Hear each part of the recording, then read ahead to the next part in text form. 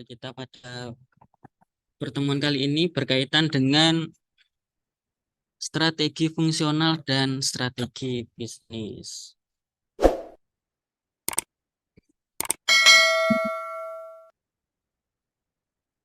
Baik Bapak Ibu, pada materi kali ini, seperti yang sudah dijelaskan pada beberapa pertemuan sebelumnya, jadi ada keterkaitan linearitas materi yang akan kita bahas setiap minggunya Bapak Ibu. Nah, di sini berkaitan dengan strategi fungsi dan strategi bisnis yang juga berorientasi pada bagaimana sebuah bisnis, badan usaha atau mungkin perusahaan yang kita miliki akan beroperasi sebagai industri yang nantinya memiliki 3 strategi utama.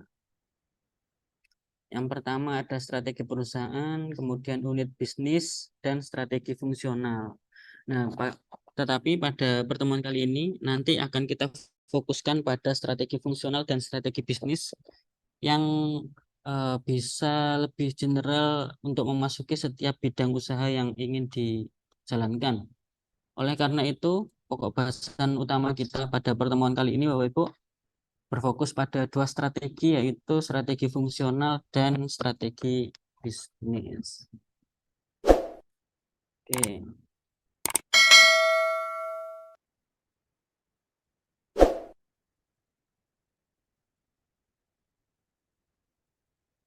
Di awal materi kita, Bapak Ibu, seperti biasa kita awali langkah kita pada penyamaan persepsi yang ada pada definisi strategi fungsional.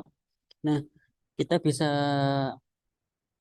mereview kembali Bapak Ibu pada bab sebelumnya yang juga membahas terkait dengan alternatif strategi perusahaan pada minggu lalu. Yang di dalamnya ini kita ilustrasikan adanya industri-industri tempat perusahaan yang beroperasi itu seperti apa. Maka dari itu muncullah strategi korporasi, kemudian ada strategi diferensiasi, dan lain sebagainya.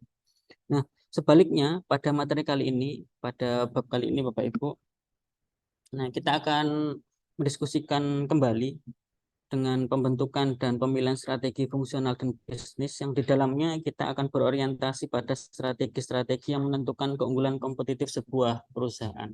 Jadi kata fungsional di sini, fungsi dari kata dasar fungsi, maka dari itu kita bisa maknai bersama terkait dengan strategi fungsional didasarkan pada bagaimana setiap unit, setiap divisi, setiap departemen yang sudah dibagi berdasarkan spesialisasinya. Nah, ini bisa berjalan dan berfungsi sebagaimana mestinya sesuai dengan tujuan yang telah ditetapkan di awal. Maka dari itu, pada saat pertemuan ketiga, di mana kita menetapkan arah perusahaan yang di dalamnya ada visi, misi, kemudian ada aktivitas operasional, tujuan, dan ada strategi perusahaan. Nah, di sana kita akan tahu berapa unit atau berapa divisi atau berapa departemen yang kita butuhkan ketika kita menjalankan sebuah usaha atau perusahaan yang sedang kita ikhtiarkan atau kita usahakan tadi untuk berjalan. Maka dari itu setiap unit, divisi atau departemen tadi perlu memiliki job desk yang di dalamnya juga ada turunan dari target utama sebuah perusahaan. Jadi target-target departemen yang didasarkan pada kinerja yang ingin dicapai pada periode secara berkala yang telah ditetapkan di perusahaan tersebut. Maka dari itu tiap unit harus bisa berfungsi sebagaimana mestinya. Maka dari itu di sini tiap unit memiliki partisipasi yang ditunjukkan dalam implementasi strategi besar perusahaan. Jadi dalam sebuah perusahaan ada strategi utama, grand strategi ya, pada pertemuan keempat, grand strategi. Kemudian akan disusul pada pembagian-pembagian divisi departemen yang nanti juga sesuai dengan fungsi yang didasarkan pada aktivitas operasional yang dirinci pada job desk yang telah diuraikan pada setiap divisi tadi. Maka dari itu tiap unit harus berfungsi, ditandai berfungsi dari mana? Dari cara dia untuk berpartisipasi dalam mengimplementasi strategi besar perusahaan yang telah ditetapkan di awal periode secara berkala. Maka dari itu Bapak Ibu, nah di sini dalam melihat implementasi strategi besar sebuah perusahaan memiliki memiliki tiga karakteristik utama yang bisa kita lihat pada materi di PowerPoint, di mana strategi fungsional ini eh, memiliki tiga karakteristik dasar yang membedakan strategi fungsional dengan strategi besar pada perusahaan. Yang pertama terkait dengan jangka waktu, Bapak Ibu. Jadi kita dapat mengidentifikasi aktivitas yang dilakukan saat sekarang atau jangka waktu yang tidak terlalu lama. Jadi ada pembagian target capaian yang didasarkan pada tingkat partisipasi setiap divisi pada job desk-nya, nah itu dikatakan berhasil atau tidak berfungsi. Strategi ini memiliki sumbangsih ya, dalam aktivitas operasionalnya itu terbagi dalam jangka pendek dan jangka panjang. Jangka waktu yang telah ditetapkan pada strategi tiap divisi. Kemudian ada spesifisitas. Nah, di sini kita bisa lihat secara spesifik strategi yang tersasar atau tertarget ya pada divisi tadi pasti akan disesuaikan pada spesialisasi setiap anggotanya. Berbeda dengan strategi besar yang strategi tersebut akan tergambar secara universal, umum. Ya. Nah, sedangkan pada strategi di setiap divisi, spesifikan pada divisi tersebut, divisi pada bagian apa. Nah, jadi aktivitas spesifiknya dibandingkan dengan strategi besar memberikan arah yang lebih umum, sedangkan strategi setiap divisi akan lebih spesifik bergantung pada spesialisasi tiap anggotanya atau fungsi dari divisi tadi mengarah pada bagian atau bidang yang apa. Dan yang ketiga ada pembuat strategi. Nah, di sini ada beberapa penyesuaian di mana siapa yang berhak untuk membuat strategi dalam sebuah bisnis, perusahaan atau sebuah usaha, Bapak Ibu. Nah, di sini banyak orang yang berpartisipasi dalam pembuatan strategi, mulai dari tingkat bawah hingga strategi besar pada tingkat atas di sebuah perusahaan. Ada banyak cara bagaimana pembuatan strategi dalam sebuah bisnis atau perusahaan, Bapak Ibu. Mungkin ada ide-ide yang didasarkan pada top manajer di mana nanti akan diterjemahkan ke dalam kegiatan operasional yang ada di setiap bidang usahanya atau setiap divisi yang ada. Nah, ada juga pembuatan strategi ini didasarkan pada bagaimana analisa yang didapatkan pada implementasi yang ada di lapangan. Oleh karena itu, mulai dari divisi-divisi yang paling bawah, yang mengerti paling paham akan kondisi yang ada dalam lapangan, nah itu akan memberikan saran kepada top manager yang akan diterjemahkan pada strategi besar sebuah perusahaan. Selanjutnya, Bapak Ibu, nah di sini ada fungsi strategi fungsional yang di mana aktivitas jangka pendek di setiap strategi tingkatannya, nah di sebuah perusahaan terdiri atas fungsi-fungsi yang dijalankan perusahaan yang biasanya di sini terdiri dari fungsi-fungsi sebagai berikut. Ada beberapa fungsi ya, sekitar 5 fungsi utama yang bisa kita pahami bersama di materi kali ini, Bapak Ibu. Pertama ada pemasaran, operasional, keuangan, sumber daya manusia, dan riset dan pengembangan sumber daya manusia.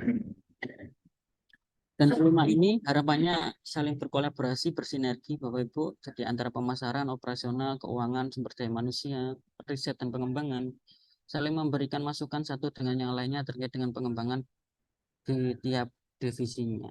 Nah, maka dari itu fungsi-fungsi ini biasanya menjadi aspek utama atau indikator utama bagaimana strategi besar sebuah perusahaan tadi bisa lebih spesifik menjadi sebuah divisi-divisi yang disesuaikan dengan fungsi-fungsinya.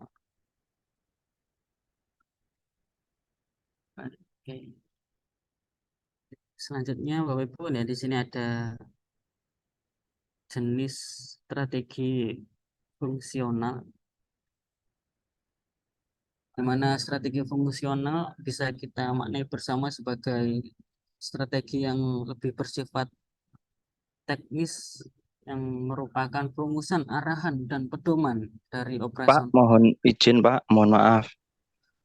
Saya mohon izin menyimak karena saya mau antar istri ke Gubeng Pak. Oke. Oh, nggih. Terima Nggih, kasih Pak. Bapak.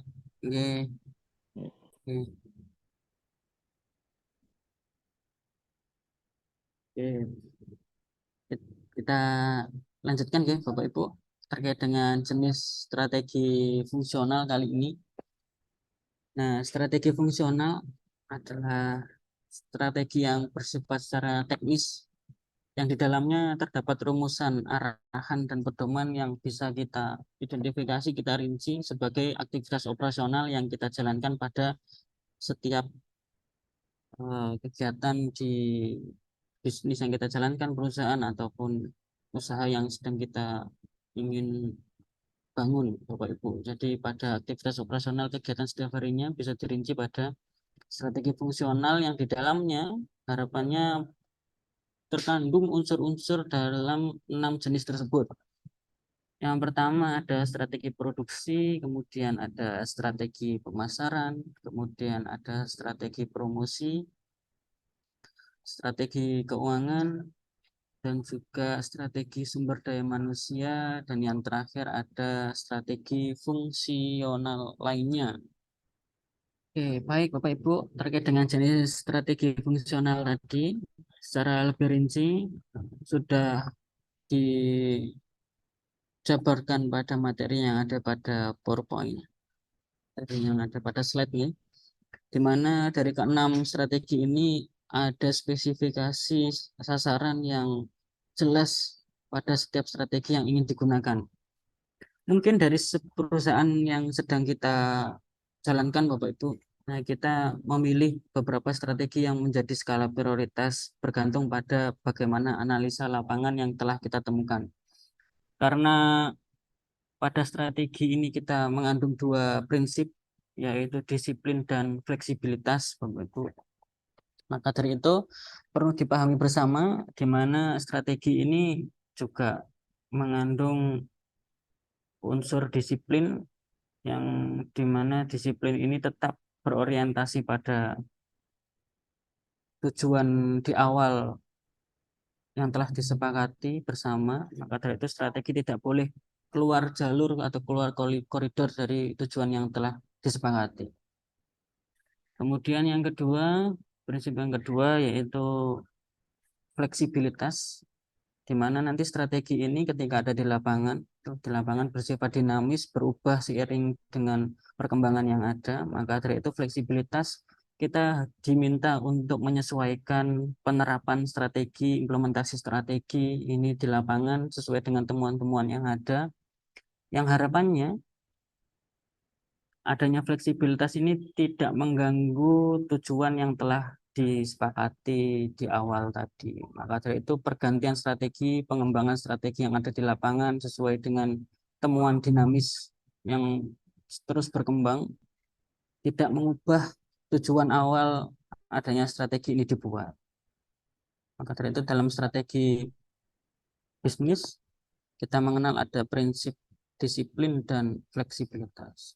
Kita dibebaskan untuk berkembang, untuk menyesuaikan diri, tetapi harus disiplin sesuai dengan garis yang ada, yang juga berorientasi pada tujuan yang telah dikehendaki bersama di awal.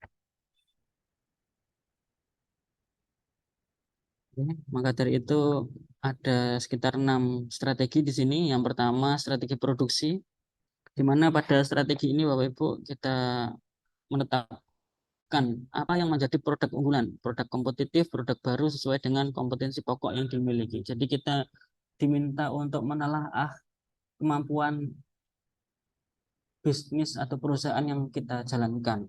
Apa yang menjadi daya beda yang kita punya dibandingkan dengan produk yang ada di pasar yang telah tersebar di pasar yang telah kita tuju, Bapak Ibu.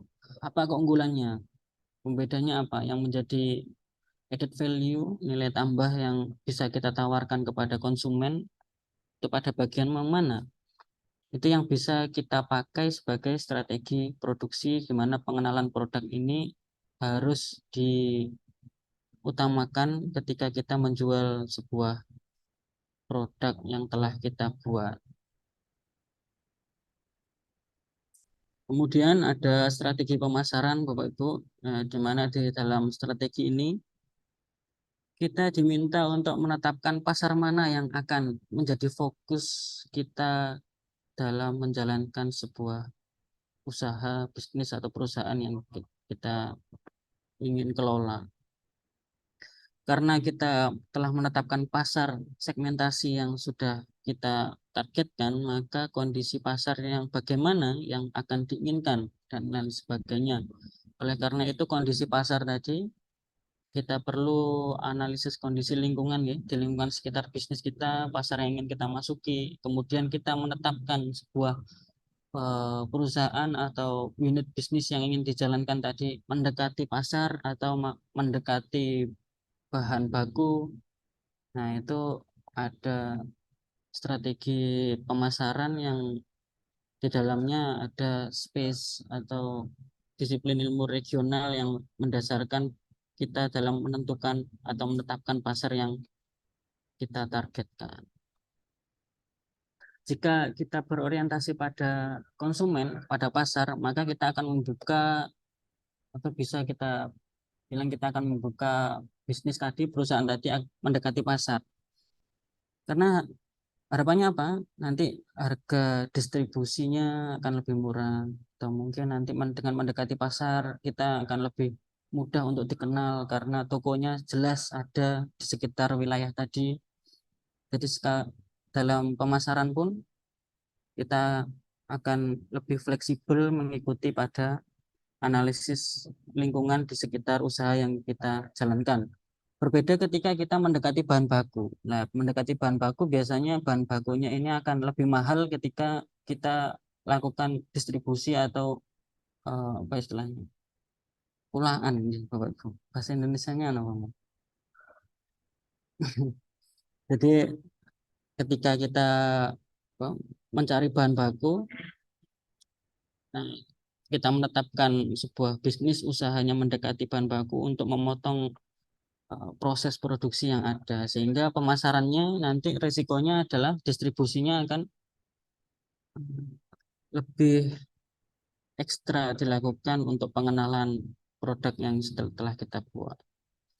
Kemudian terkait dengan strategi promosi Bapak Ibu, nah di sini ada kelanjutan dari strategi pemasaran di mana kita bisa menetapkan bisnis yang sedang kita jalankan itu mendekati pasar atau mendekati bahan baku yang nantinya strategi promosi akan menyesuaikan. Jika kita mendekati pasar, maka kita akan lebih fleksibel untuk menetapkan strategi promosi yang ada. Kita bisa melakukan strategi secara offline, mungkin membuka gerai-gerai yang lain di sekitar usaha, unit usaha utama yang sedang kita jalankan, atau mungkin kita bisa melakukan promosi-promosi online untuk memperluas pasar yang ada dalam jangkauan lebih jauh dan lain sebagainya.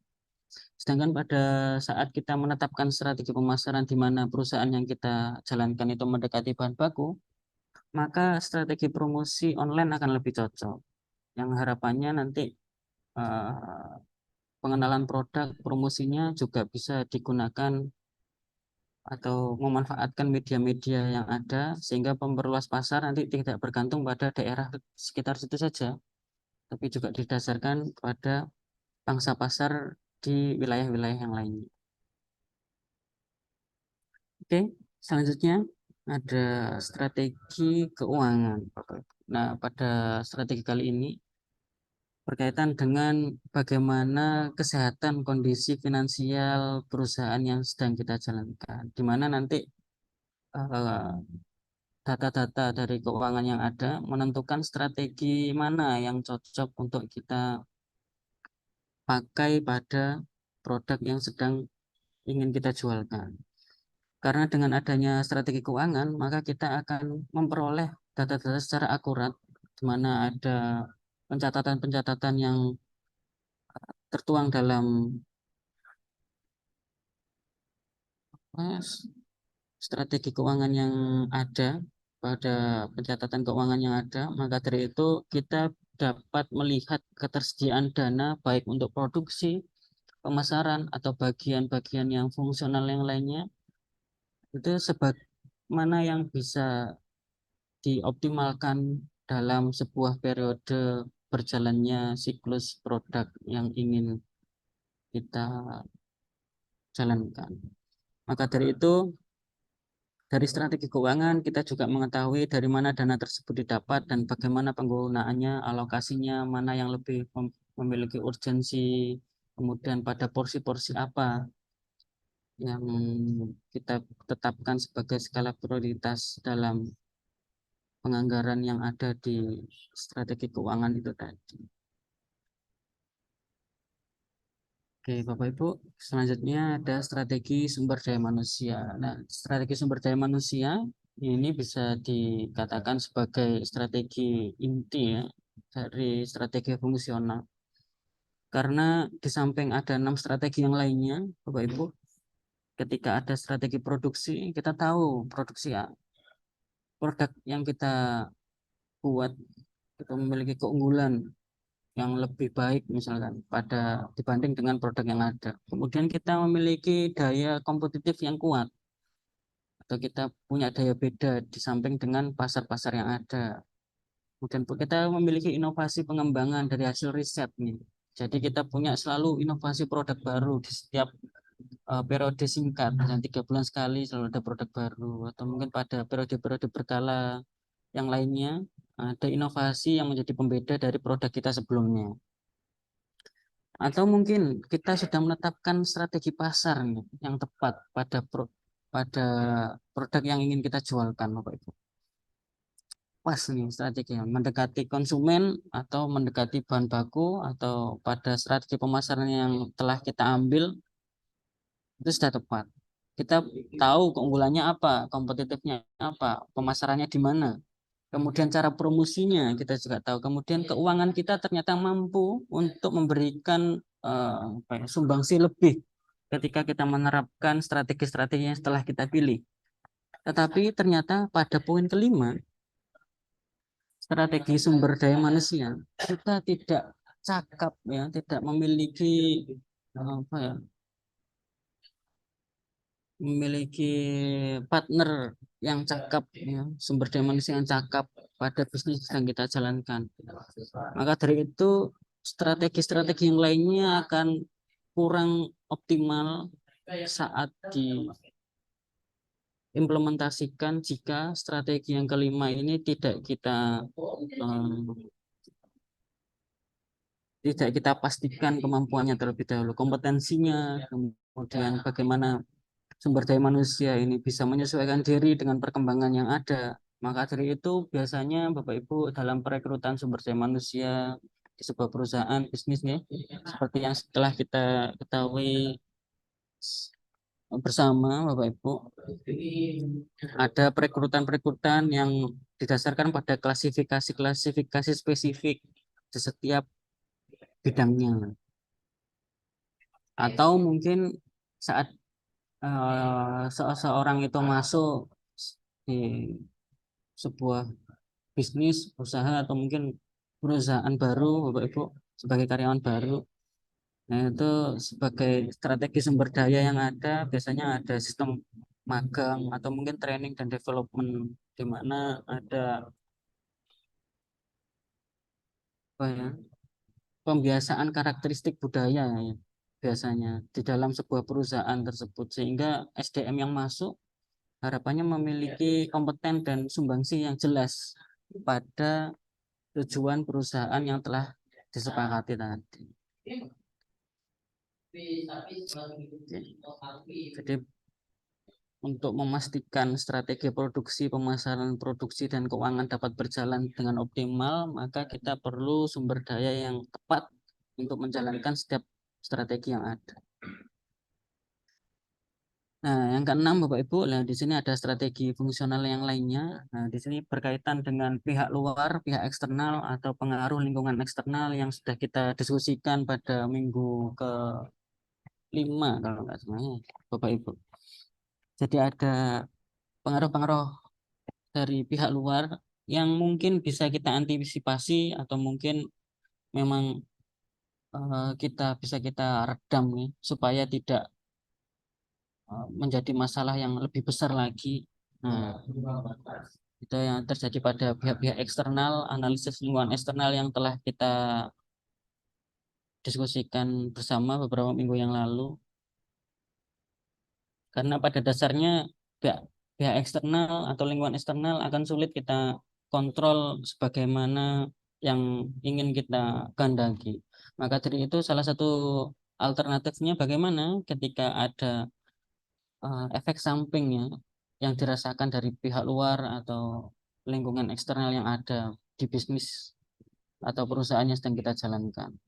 Nah, salah satu alternatifnya yaitu bagaimana kita bisa mengantisipasi atau mungkin meredam masalah yang mungkin bisa berdampak atau berimplikasi langsung dari usaha yang kita jalankan. Maka dari itu, seperti yang ada pada strategi fungsional yang lainnya, di sini supplier, konsultan, agen, dan lain sebagainya, kita perlu adanya kesepakatan dan komitmen di awal berkaitan dengan transparansi, kejujuran, dan keterbukaan yang ada.